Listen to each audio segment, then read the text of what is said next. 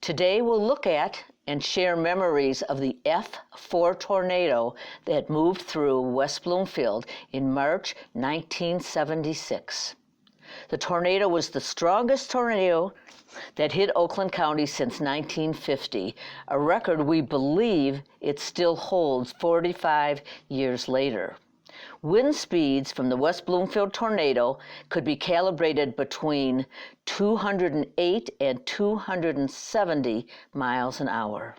The tornado resulted in 55 injuries and was categorized as an EF4 on the Fujita scale, which rates a tornado's intensity based on the damage it produces. Cutting a path nearly 4 miles long, the girth of the West Bloomfield tornado would later be estimated near 350 yards, or the length of 3.5 football fields. According to the National Weather Forecast offices, the West Bloomfield tornado took shape near Halstead between 13 and 14-mile roads, making its way northeast towards the more populated area of West Bloomfield at the time. 91 houses, a mobile home, 23 businesses, and about 25 vehicles were destroyed or damaged from the tornado. The NOAA reports that the total damage was over $5 million, which ranks the tornado as the costliest in the county history. We'll hear personal accounts and 2 video accounts of the horrific day, with time for questions and answers afterward. We'll begin with this video. 40 years ago, a devastating tornado blew through West Bloomfield, destroying almost everything in its path. Over the weekend, former and current residents of the township gathered together at the Orchard Lake Museum to recollect on their past experiences. My first thought was that we had been bombed because our house was just a pile of rubble. I don't want to ever see this kind of damage again, especially in my own neighborhood. And everything hit at 7:14 on Saturday night. The clock stopped and we had an eerie silence. I said, please come in and get my daughter. He said, I can't come in, there's live wires everywhere. March 20th, 1976, is a day that West Bloomfield residents will never forget. It's the day that a Class F4 tornado blew through their township, destroying over 4 miles of property and causing at least $50 million in damage. It injured dozens of individuals and even took the lives of others. Yet as horrific as this tornado was, West Bloomfield's residents are still gathering together, even 40 years later, trying to piece together all that happened through their shared memories. It was extremely warm. Yeah, it was an unusually warm We were day. out there just, playing around. This coloring was really kind of bizarre. It was almost like an orange. And I think all stuff to remember, there was no dogs or any animals around at all. It was very eerily quiet. And it took a while for the sirens to hit. And then word started coming through as far as where the tornado hit. And the cars and buses and things being flipped. And many of the places that existed at the time no longer are with us. While the destruction from the tornado was quick, the reactions of the residents were quicker, which ended up saving numerous lives. My daughter heard a lot of noise, like a tree, said it sounded like a train, and she said we should get down on the floor. She was 17, and I said, okay, I'll humor her, I'll get down on the floor. Well, it's a good thing because all that glass came in. It seemed like an eternity, but it was probably just a matter of seconds. And when it was over, I was able to sit up, my mother was able to sit up, and I could see my leg was crushed, and I thought, oh, but my daughter was just clinging to our chest. We had her under our chest. Everyone's experience was different, as this disaster affected each individual in different ways, with emotions ranging from fear to fascination. And the funny thing is, I don't recall it as being a very scary event. It was so quick. I was a little kid and almost sort of fascinating, so. I avoid all bad weather. I call everyone I know to go to the basement. So I'm very strict with my children on where are you right now. It's changed my life quite a bit. No, and it's weird because before that happened, I was always afraid of storms and wind, and now I don't have that fear anymore. It's like I realized there's nothing you can do about it but to keep yourself safe. So now I'm not quite so panicked. Fortunately, Township Supervisor Michelle Economo-Uresti has been hard at work trying to help prepare emergency services in case such an event ever happens again. These important emergency response planning efforts have been a priority over the last 6 months because it is the feeling at the county and at the township that we are overdue for a catastrophic event and that we have to be prepared. And so we're addressing, we have an internal committee comprised of the police chief, fire chief, project management analyst in the building department, and myself that are dedicating a lot of time to this. Although 40 years have passed since then, the township of West Bloomfield has far from forgotten its history, and what may have been a natural disaster threatening to tear them apart has in reality only brought them closer together.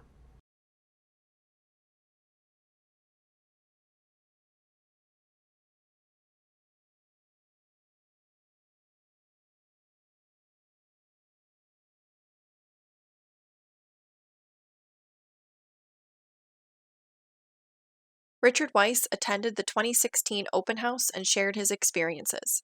He had a brand new camera and used his first roll of 35mm film to capture this image.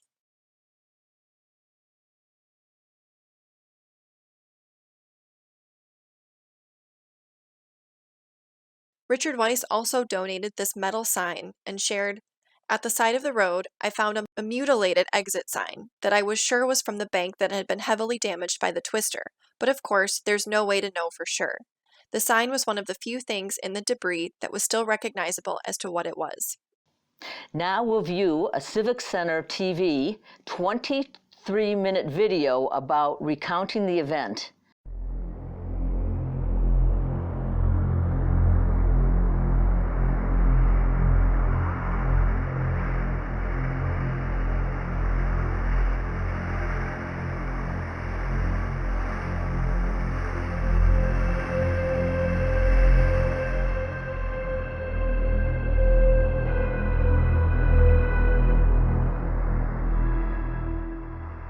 Everybody was in a happy mood because it was hey, if this is going to be the way 1976 is going to be, it's going to be great, you know, because this was beautiful weather, you know, like Florida.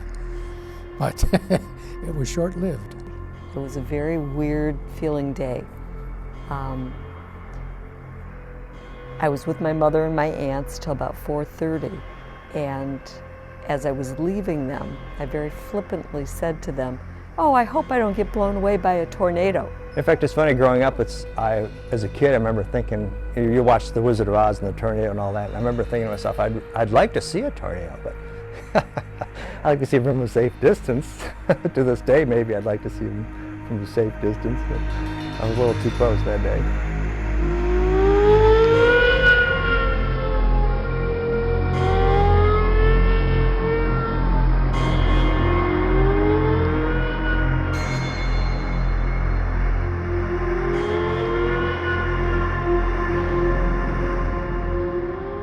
National Weather Service put out a warning that the conditions were ripe for a major storm, thunderstorm, or tornado. I just remember it being unusually warm, and I remember leaving my home at around noon to meet my mother and my aunts for lunch and then a day of shopping. And I remember being warm and hearing that there were storm warnings, and throughout the day hearing those storm warnings repeated, that there was a tornado watch. As I remember, I got up, it was in a bright, sunshiny day, you know, and it looked like a spring day. You know, I thought, wow, this is great. It was a Saturday, so I had to go to downtown Detroit. I was on, I had a couple of assignments that I wanted to get done in Detroit. I had to stop off at the Burton Historical Collection to do some research. It's 70 degrees, and people were walking around in their shirt sleeves. I mean, you know, it was funny. When I was on campus down there, all of the students were out walking around like it was almost a summer day. I remember leaving the JCC at about maybe 10 to 7, and it was very quiet. It was raining, and then it got quiet, and the lightning was very unusual. It was like streaks and constant streaks. It was like a light show. And I thought that was strange, and I drove home, and it was very quiet. There was not a breeze, and the air was very heavy. It was an unusual March because it was very, very warm. And I went over to a friend's house. Her name was Sally Dunn. And I remember thinking how unusual it was to go over her house and see her outside washing her car. And it was like a spring day. That just gives you an idea how warm it was that day. And I asked her if she wanted to go up to the marathon station at 15 Mile and Orchard Lake Road, it was Danny's Marathon. Danny was the owner of the gas station, because he had a truck that was for sale, and I was interested in looking at that truck, and I decided to ask her to come along. So we both went there, and that day on the radio, I remember hearing that there was a tornado watch, and I thought, well, that's really unusual for March to hear of a tornado watch. And didn't think much of it, because you hear those in the springtime, and you just kind of dismiss them. You hear them, but you just dismiss them. So I remember as we pulled into the parking lot of the gas station, on the news they announced that the tornado watch had been canceled. But there was still the threat of possibly severe storms that day, thunderstorm watch, if you will. So didn't think anything of it, turned off the radio, went into the gas station, and we were looking at this truck and just talking among ourselves. I got home a little bit after 7, maybe right around 7 o'clock. And I went into, my husband was sleeping, he was taking a nap, and I walked into our kitchen, which faced west, and we had a big picture window over the sink. And I was watching this lightning because it was so unusual. And I started to make dinner, and I called one of my girlfriends who lived in Oak Park at that time, and I was talking to her, and as I was talking to her and watching this lightning and preparing dinner, I saw an explosion. And I thought, oh my God. And then the power went out. It started raining so hard that the gas pumps, maybe 50 feet away, we couldn't even see them. It was just torrential downpour. I've never seen it rain that hard. And it just stopped. And then there was, you hear people talking about this greenish glow, tornado, greenish glow or whatever, but that's exactly what I saw. Everything kind of got quiet and got greenish. And I remember looking out of the parking lot, and next to the gas pumps, there's a rack of tires. It's on wheels, and it's something they pull out to display the tires that were for sale. And there's probably a dozen or better tires on this thing. But I remember it just fell over on its side and then just sort of sliding across the parking lot. It's like, what the heck's that about? So the owner of the gas station, and then it started raining again, the owner of the gas station, Danny, went over to the garage door and began to pull down the overhead glass doors. And the last thing I remember was him going through those doors, leaving the building as the building exploded. And then the noise started. And my girlfriend's talking away in my ear, and I'm going, shh, shh, shh, because the noise was something I had never heard before, and I couldn't place it, and it kept getting louder and louder and louder. I thought it was an airplane crashing in our backyard. The next thing I knew, the window imploded, and all the cabinets and the countertops went flying behind me. I mean, past me. I don't know if I was blown out of the kitchen or if I ran out of the kitchen, but an A-frame from the bank that was behind our house had come through our wall, and a 2x4 went flying by me and was embedded in the wall behind me. I had no clue what happened. I don't remember anything after that because I was knocked out. I was buried in the building in the marathon station and was in a coma for 8 days, had a fractured skull and lost most of the hearing in my left ear, which has since come back to maybe 50%. But I remember waking up in the hospital and not knowing what had happened until my parents told me that there'd been a tornado, and they showed me all the newspaper clippings. I didn't realize till afterward that I really had an out-of-body experience because later, I remember almost seeing myself sitting up on one of the cupboards that didn't come down and watching this. It was very strange. I didn't hear any noise. In fact, I remember it was very quiet for a moment because obviously the electricity went off. And the only thing we could hear was the rain. And then as soon as the wind was picking up, that's about the time the building imploded, and I don't remember anything after that. I was out in our hallway, and my husband and I was probably screaming, and my husband came running from the bedroom, and he was screaming, and we smacked into each other in the hallway because it was pitch black. Neither one of us knew what had happened, and my face was bleeding from all the glass, and I couldn't see, and I'm thinking, I'm blind. He kept saying, what happened, what happened, what happened? And I said, I don't know, I don't know. And all I wanted to do was get outside to see what had happened. And we didn't realize this till days later. He made me go get a flashlight and go into a room that hadn't been damaged and hold the flashlight while he combed his hair, because we hadn't met any of our neighbors yet. And so we stood there doing that. We didn't realize this till days later as we were processing it.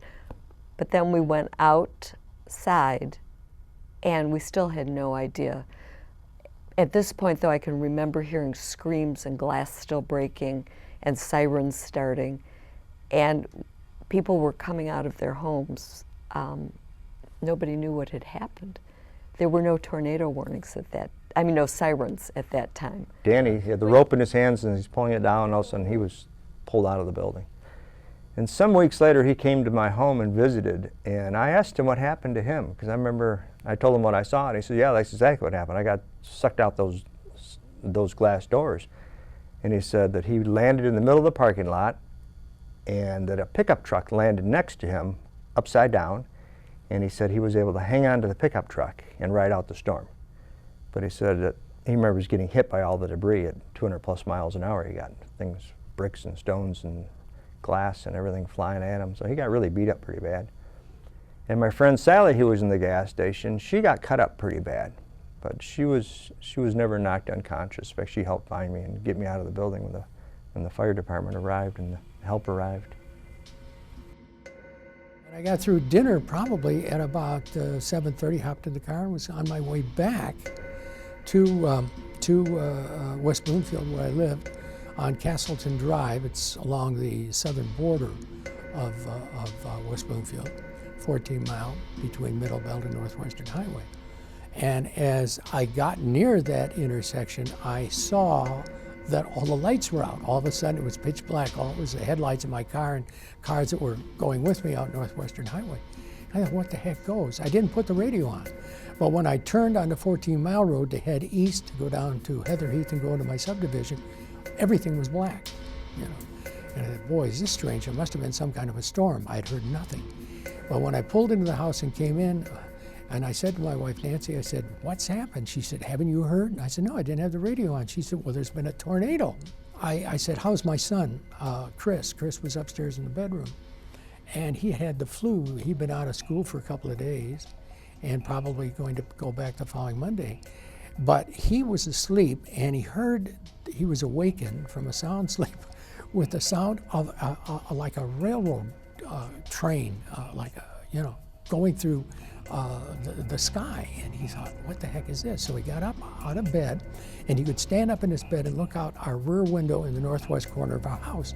He couldn't see the intersection of Orchard Lake and Maple, but he could see the effect of a huge bloom of light explode, and then everything went black. That's when the lights went out all over. And that occurred just about 7-something in the evening, as I recall, 7:15 or 7:20, when it struck that intersection.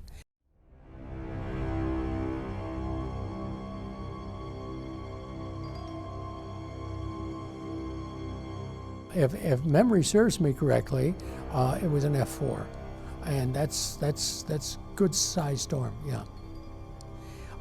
I had heard later that the wind velocity was somewhere between 240 to 260 miles per hour. Now that's pretty strong, if that was an accurate figure, and if indeed the source was the weather station, then that was one hunk of wind. And coming back in and seeing the destruction and the damage I mean, that's probably the closest I've ever come to fainting, because we really didn't see the extent of the damage. I surveyed the damage the following day, and that was difficult. I didn't want to get over there too early. I went over in the afternoon. I thought things would quiet down. Of course, we had to park on the south side of West Maple. I say we. I did go by myself, as I recall, and I took along my big camera with me. This Pentax 6x7, it weighed about, I don't know how many pounds, and it had it in a big silver box. And that was the first time that I saw the impact behind the Detroit Bank and Trust branch on the northeast corner of Orchard Lake and Maple. I could get into that subdivision, and I walked in, and I remember taking a photograph, which appears in Song of the Heron as one of the illustrations on the tornado. And I remember taking a picture of the house and looking at the devastation and saying, oh my God. And freakish things happened. I mean, you could find pianos or tables standing on top of concrete bases where a house once stood. The house is gone, but there's a table with a lamp standing on it, or a table with a vase standing on it. In fact, there was a piano, I think, also that was left in the devastation of a house. The house was practically totally obliterated, but there was a piano. It was freakish the way it went on. As a housewarming gift, one of my dearest friends had given me a piece of pottery vase, and it was in the kitchen, and we found it the next day unbroken on our front lawn. Yeah. When the tornado hit Bell Tire, they were having a 60% tire sale on that day. And as I wrote in Song of the Heron, those tires, and literally, they were blown out of the place, and they took off like a flock of black frisbees flying over West Bloomfield, which must have been quite a sight. After it impacted Bell Tire, it hit the gasoline station right in front of that building at the very corner, and at the very southwest corner, and then came down, crossed the street, creating havoc at that particular point because there was traffic at that intersection, and then hit the next gasoline station on the northeast corner, and behind that Bell Tire. And that was the major focus of the damage. There was other terrible damage done in the various housing project areas, but that damage there was the one that was focused on so much because it was the scene of where Kylie Weaver lost her life at that particular stage. She was in a car with 3 other occupants, and they were heading east from Bloomfield. And when they reached that intersection, the driver, Pete Wilson, was in the wrong lane. He was in the center lane, and he had to turn left because he was taking his friends to the Bloomfield Canopy restaurant, which was 100 yards south of that intersection, on the other side, on the west side of Orchard Lake Road. So he was caught there, and the tornado came down, picked up his car, spun it around, and dropped it on the underside of another vehicle. It actually was, his vehicle was upright, but the one underneath it was turned upside down. And Pete and the other 2 occupants in the back seat survived with minor injuries, but Kylie was unfortunately killed.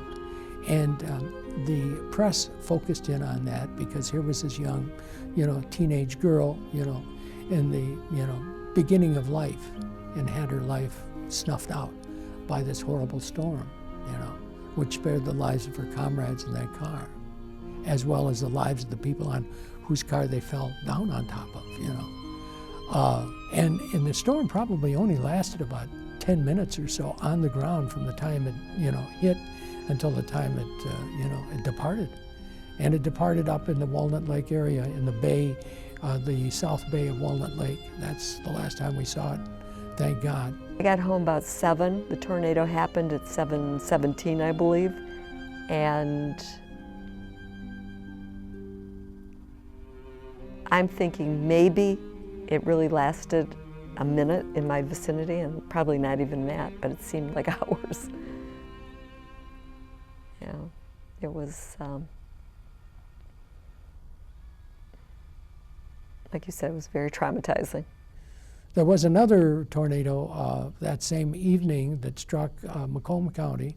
I know there was a single death there, and I know some damage was done, but I don't think it was to anywhere near the extent of the impact that was felt here in West Bloomfield. We didn't know what to do, where to go. Our neighbor was wonderful. His house hadn't been damaged very much, and he actually helped us board up a little bit of it, and then he said, you know, there was really too much.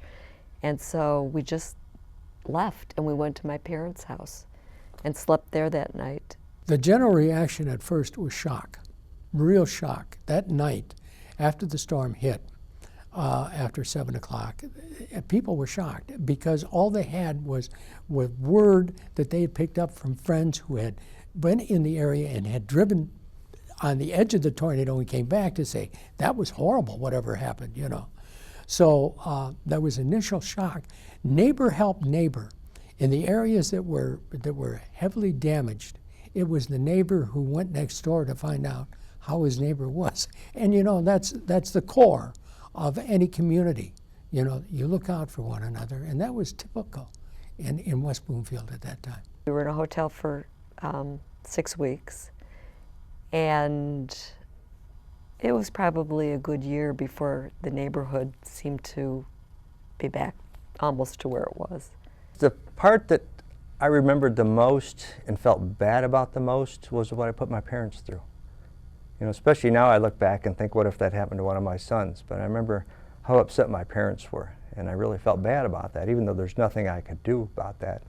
And that was just their way of showing genuine love and concern, but I felt bad that I put them through that.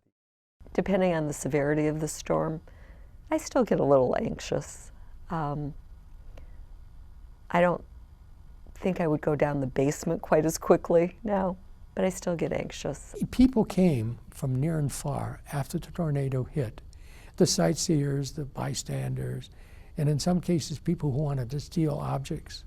Fortunately, those were in the latter, were in the minority.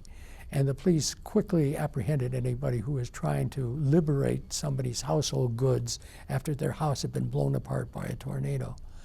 But I think that after the crowds left and there was work going forward to restore these buildings, the restoration page, it kept in mind. But after that, it kind of, you know, went away. We lost track of that as being kind of a major event and a warning to us because it can happen again. This time we'll probably be better prepared, but it is a terrible event. We can't live in worry about things like that and fear something that hasn't happened, but we should always have our antenna up to make sure that we're plugged in if a storm like that comes back.